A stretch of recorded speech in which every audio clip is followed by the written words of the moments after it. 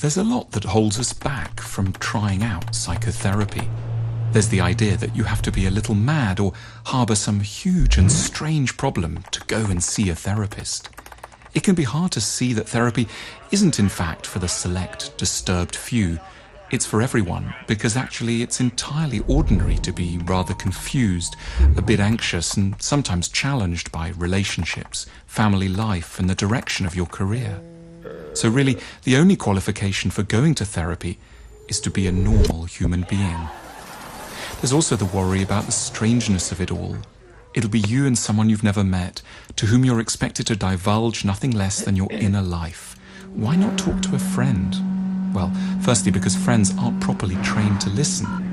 As one will have noticed, they interrupt a lot. And secondly, because it's sometimes easier to tell someone who has no prior knowledge or expectations of you the big and important things about who you are. Furthermore, therapists are the last people ever to judge. Their concept of a normal human being is far more expansive than that held by society at large. They know how unusual and surprising we are, especially around sex and anxiety. Their whole training takes them into the recesses of their own and others' minds. They know how surprising we can all be. It doesn't frighten them. It intrigues and motivates them.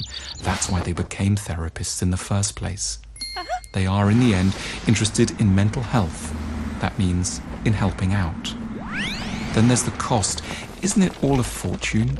It might be the price of going out for dinner with friends, which is both a lot and not so much. It really just depends on the value you place on it. This is the crux of it. Therapy is valuable because so many of our problems come down to not having enough insight into how our minds work, what we want, what we fear, why we act the way we do and are overwhelmed by certain feelings. The goal of therapy is self-knowledge. By talking a lot to someone who listens very carefully over many weeks, you come to deeper insights into the mind you inhabit.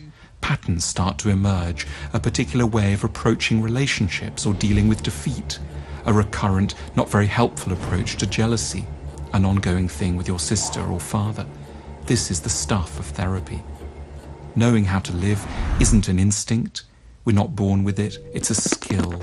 And one of the places you learn it is in the outwardly slightly unusual, but in fact deeply normal and productive setting of a therapist's office. It isn't a sign of disturbance to go to therapy.